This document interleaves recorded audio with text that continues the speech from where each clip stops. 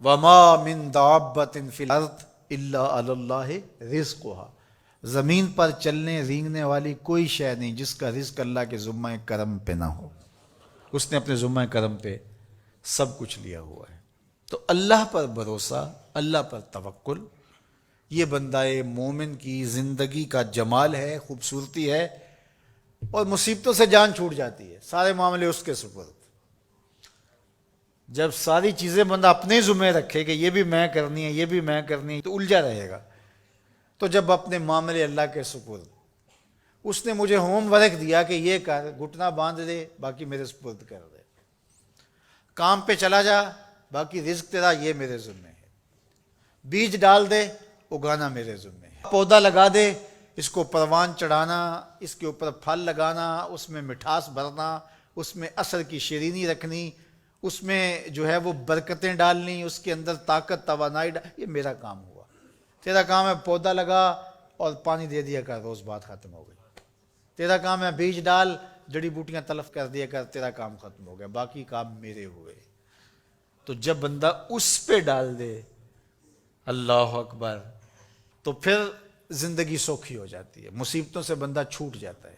توکل زندگی کا خوبصورت اسلوب ہے۔ تو حضرت سہل بن عبداللہ تستری فرماتے ہیں کہ توکل یہ ہے کہ ایسے ہو جاؤ جس طرح غسال کے آگے میت ہوتی ہے تو غسال اس کو جدھر حرکت دیتا رہے وہ ادھر حرکت کرتا رہتا ہے، وہ نہیں کہتا کہ پہلے یہ دھو اور پہلے یہ صاف کر اور پہلے یہ دھو۔ غسال کا کام ہے، اسے پتہ ہے تیرا کام ہے جدھر وہ تیرا رخ پلٹے ادھر تو پلٹتا جا۔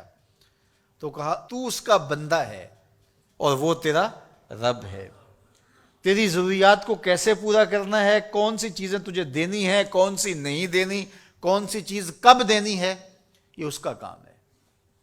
اس لیے تو جو اس کا حکم ہے اس کو پورا کرتا رہے، ایک مطیع فرما بردار بندے کی طرح، باقی تیری ضرورتیں اس کے ذمہ کرم پہ ہوئیں، تیری زندگی سوکھی ہو، خام خواہ اپنے آپ کو مشقت میں نہ ڈال، یہ توکل ہے۔ اور حضور نبی رحمت صلی اللہ علیہ وسلم کا ایک فرمان سنیے جو حضرت عبداللہ ابن عباس رضی اللہ تعالیٰ عنہ سے مروی ہے کہ آقا کریم نے ارشاد فرمایا، یدخل الجنہ من امتی 70,000 بغیر حساب، میری امت میں سے 70,000 لوگ ایسے ہیں جو بغیر حساب کے جنت میں جائیں گے۔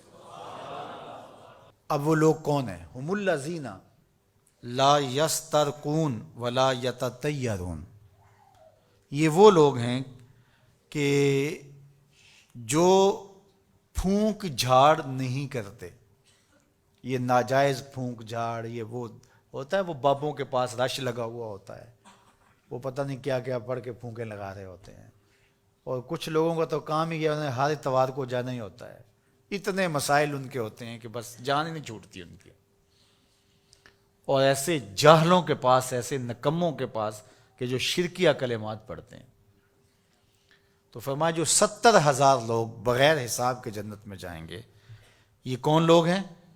فرمایا کہ یہ وہ خوش نصیب لوگ ہیں کہ جو ناجائز رقیہ نہیں کرتے، جو شرکیہ جھاڑ پھونک میں مبتلا نہیں ہوتے، نہ کرتے ہیں نہ کرواتے ہیں، ولا یتطیرون، اور بدشگونی بھی نہیں لیتے۔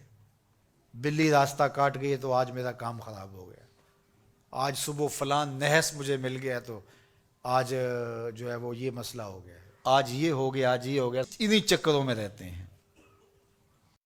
بلی راستہ کاٹ جائے یا کتا کاٹ جائے، حتیٰ کہ خنزیر بھی کاٹ جائے تو کوئی فرق نہیں پڑتا، یہ جاہلانہ باتیں ہیں۔